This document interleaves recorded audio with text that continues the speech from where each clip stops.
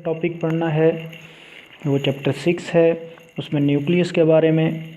Nucleus क्या है? Central part है एटम का, मुश्तमिल होता है प्रोटॉन और न्यूट्रॉन पे। प्रोटॉन एक पॉजिटिव चार्ज पार्टिकल है जो न्यूक्लियस के अंदर पाया जाता है। 1836 गुना हैवी होता है इलेक्ट्रॉन से। चार्ज इसका इलेक्ट्रॉन के चार्ज के बराबर होता है लेकिन पॉजिटिव होता है। मास ऑफ प्रोटॉन जो है 1.673 × 10⁻27 kg। एक जो प्रोटॉन है वो 3 कॉक्स पे मुश्तमिल होता है जिसमें 2 अप होते हैं और एक डाउन।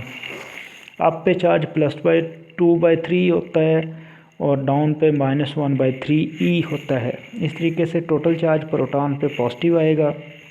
सॉल्व करके जब हम देखते हैं, न्यूट्रॉन भी 3 कॉक्स पे मुश्तमिल होता है, न्यूट्रल होता है। न्यूट्रॉन में 2 डाउन कॉक होते हैं और एक अप कॉक होता है। जब हम सॉल्व करते हैं न्यूट्रॉन पे कोई चार्ज नहीं होता। न्यूट्रॉन प्रोटॉन से भी थोड़ा सा वज़नी होता है, 1840 गुना हैवी है इलेक्ट्रॉन की निस्बत और इसका मास थोड़ा सा ज़्यादा है। प्रोटॉन की सूरत में 1.673 था और यहाँ पे 1.675 आ गया। याद रखें न्यूट्रॉन और प्रोटॉन एलिमेंट्री पार्टिकल नहीं है। इसकी रीज़न ये है कि एलिमेंट्री पार्टिकल वो होता है जो किसी से मिलकर ना बना हो, जबकि हमने अभी देखा कि प्रोटॉन और न्यूट्रॉन कॉक से मिलकर बनते हैं। इस वजह से ये एलिमेंट्री पार्टिकल नहीं हैं। न्यूक्लियॉन्स की जब बात की जाती है तो उससे मुराद क्या होता है? प्रोटॉन और न्यूट्रॉन्स को मिलाकर every neutron and proton is called nucleon. Atomic number या चार्ज नंबर Z से ज़ाहिर होता है, जो किसी न्यूक्लियस के अंदर प्रोटॉन की तादाद के बारे में बताता है या किसी न्यूक्लियस के बाहर जो इलेक्ट्रॉन होते हैं उनकी तादाद बताता है। टोटल चार्ज निकालने के लिए ZD इस्तेमाल किया जाता है। Z में तादाद होती है प्रोटॉन की या इलेक्ट्रॉन्स की, और E से मुराद किसी चार्ज है सिंगल प्रोटॉन पे या इलेक्ट्रॉन पे। मास नंबर को कैपिटल A से ज़ाहिर करते हैं जो बराबर होता है प्रोटॉन की तादाद यानी कि Z जमा न्यूट्रॉन की तादाद जिसको हम N से ज़ाहिर कर रहे हैं। न्यूट्रॉन की तादाद निकालने के लिए बड़ा सिंपल सा फार्मूला है, मास नंबर में से एटॉमिक नंबर यानी कि A - Z करते हैं। आइसोटोप्स एलिमेंट होते हैं, सेम एटॉमिक नंबर रखते हैं लेकिन डिफरेंट मास नंबर रखते हैं। Same atomic but different mass number.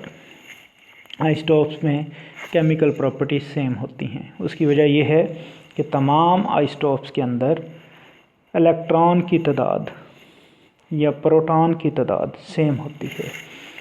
याद रखें केमिकल प्रॉपर्टीज़ का इन्हिसार इलेक्ट्रॉन की तादाद पे होता है।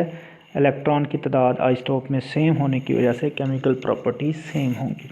फ़िज़िकल प्रॉपर्टीज़ का इन्हिसार न्यूट्रॉन्स की तादाद पे होता है। तमाम आइसोटोप्स में फ़िज़िकल प्रॉपर्टीज़ डिफरेंट होती हैं क्योंकि आइसोटोप्स के अंदर नंबर ऑफ़ न्यूट्रॉन्स क्या होते हैं? डिफरेंट होते हैं। इसके बाद जो हमारा टॉपिक है वो है न्यूक्लियर फोर्स।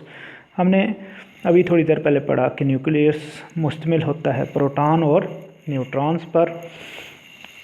प्रोटॉन्स और प्रोटॉन के दरमियान जो फोर्स होगी वो रिपल्सिव होगी। न्यूट्रॉन कोई फोर्स नहीं लगाएंगे क्योंकि न्यूट्रल हैं।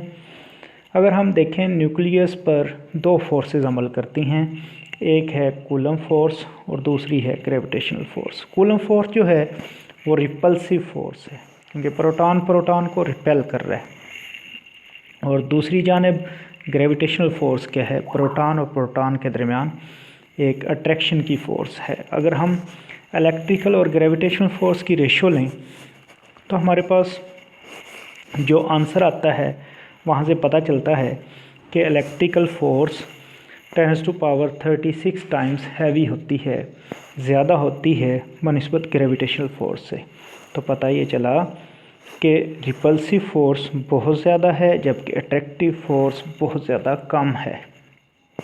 तो न्यूक्लियस का बनना हमारी समझ में नहीं आ रहा अगर ये सिर्फ 2 ही फोर्सेस हों, क्योंकि यहाँ पे तो रिपल्शन इतनी ज़्यादा है कि कभी भी ऐसा पॉसिबल नज़र नहीं आ रहा कि न्यूक्लियस बन जाएगा। Stability of nucleus can not be explain due to these 2 forces. The nucleus should explode within no time due to large repulsive force among the proton. यानी कि ये तो एक कम्प्रेक्स स्प्रिंग की तरह बिहेव करेगा न्यूक्लियस, जो हमेशा रेडी होगा रिलैक्स स्टेट में आने के लिए।